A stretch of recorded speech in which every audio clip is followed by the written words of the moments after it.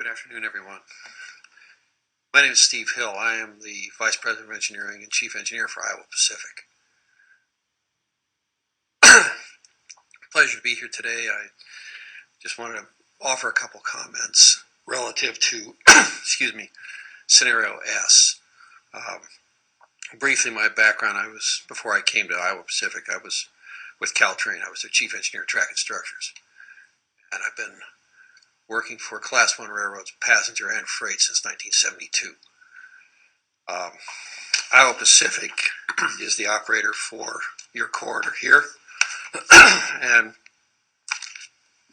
a large part of our management philosophy is making the most cost-effective choices to provide the service required. We're proud to provide customer-focused service at an economically sustainable cost. So when the RTC's request, at the RTC's request, we reviewed the preliminary consultant's report on the commuter service options, and our reaction was that we could provide a more carefully focused service at a more reasonable incremental cost for the county. We expressed this thought to George and Luis, and they in turn asked us to submit a proposal, which is what you have before you, which you're seeing is Scenario S. As we were doing this exercise on a pro bono basis, we asked the commission staff to pick one scenario to focus on. We were given the one that you're looking at. Our approach is to minimize the initial investment and lead times through the use of existing locomotives and cars, and that have been thoroughly rehabbed to provide reliable service and a pleasant customer experience, and not overbuilding infrastructure or facilities beyond the level that is necessary to meet the Commission's goals, while maintaining and developing freight service over the entire length of the railway. We can provide this passenger service sooner and more cost-effectively and feasibly. As for freight service, our marketing staff is actively looking to acquire additional freight traffic for the railway. However, companies are slow to change their logistics practices, so this is rarely a short-term process. I can assure you that we are intrigued by the possibilities that commuter service provide for this community as well as the railway, and we'll be happy to continue to work with George, Luis, and the entire commission staff to make that a reality. Thank you. Thank you. Is there anyone else who would like to address us? The mayor. All right. Good afternoon. Good afternoon, colleagues. How are you? Right. Are you good?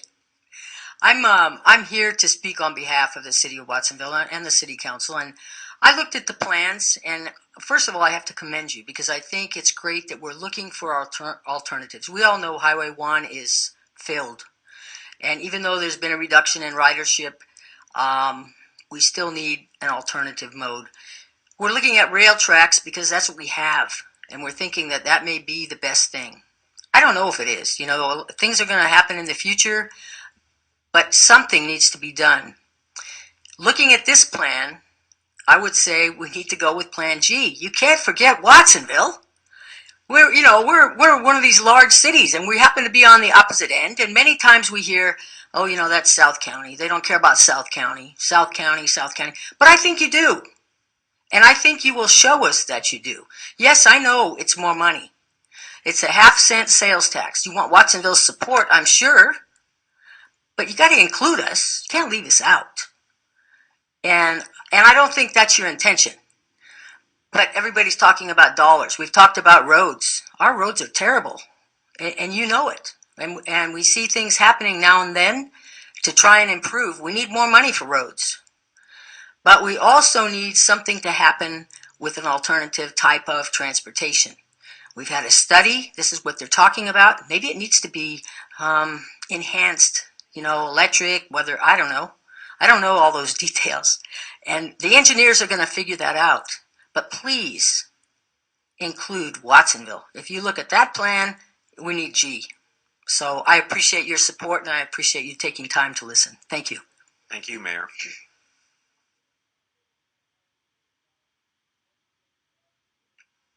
Lowell Hurst, speaking as a private citizen here today, resident of Supervisor Friend's District 2. Great presentation, very interesting data. I'm sure that way back when Lewis and Clark were blazing the Oregon Trail, some of these same questions probably were asked about feasibility, where are you going, how are you going to get there. When the Transcontinental Railroad was built, I'm sure they had arguments about where it was going to start, where it was going to stop, how it was going to meet in the middle, but they got there. When the Wright brothers took off from Kitty Hawk, I'm sure that there were people that said, hey, that's not feasible, that's not practical, it'll never carry any passengers. But things evolve. When Henry Ford first came out with a car, I'm sure that the people who made buggy whips said, hey, this is not going to work at all. Where it starts and where it stops are very important. There's a lot of unknowns.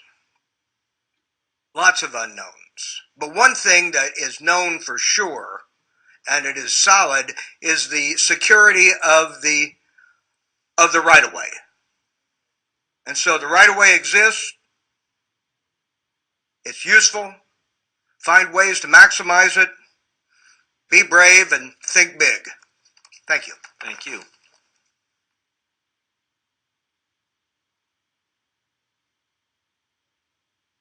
My name is Barry Scott, and I'm a homeowner in Rio Del Mar, and this is my first time speaking to the board.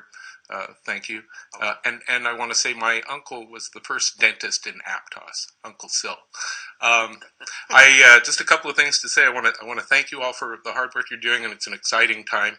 I have a background in architecture and education, and I now work in the energy education industry, working with schools, including Mar Vista and Aptos High.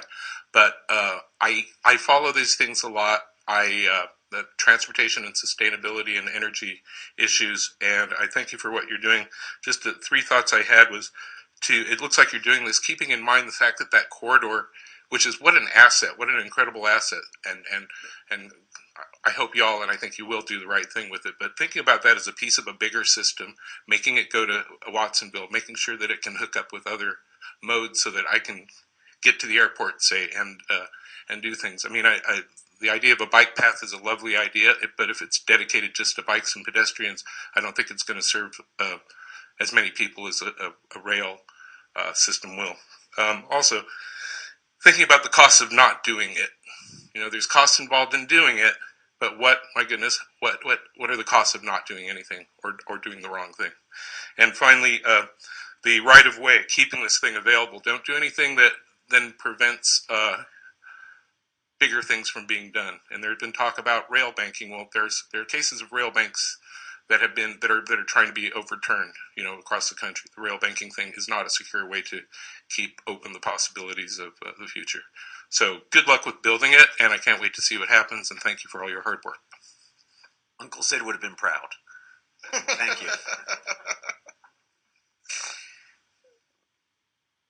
All right. Well, we're closing in on almost hearing from all the Watsonville City Council members. So You it's got great. that right. I dropped everything to make sure that I was over here to give my 2 cents in with this as well.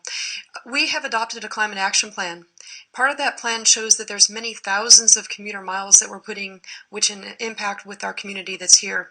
And we do need to provide some other alternative relief efforts with regarding transportation from and to Watsonville, and to be part of this community in terms of bringing people in and being able to get some of that relief off of the highways. We know that we're not going to see too much happen in our neighborhoods here to relieve some of the traffic congestions that vehicles are creating, but perhaps this project, in bringing it to Watsonville and allowing this as an additional resource, will relieve or remedy a lot of the impact. When it takes me an hour and 10 minutes to get from one city hall to the next city hall, that's my personal observation of what we have for the impact that we have in trying to get just from from one neighborhood to the other neighborhood. And that's not even on a daily commuter basis, which I dread to even think about doing. So what we really need to do is focus on what will allow us an opportunity for an alternative method of getting around our county, and to be able to support this a project that brings us from one neighborhood to the next in another means than to be on that Highway 1 situation. So I encourage all of you to work on allowing whatever resources available for it to be inclusive of our community, for our neighborhood, and the collaborative efforts of trying to relieve some of our the traffic congestion we see on the Highway 1. Thank you. Thank you. Is there anyone else who would like to address us?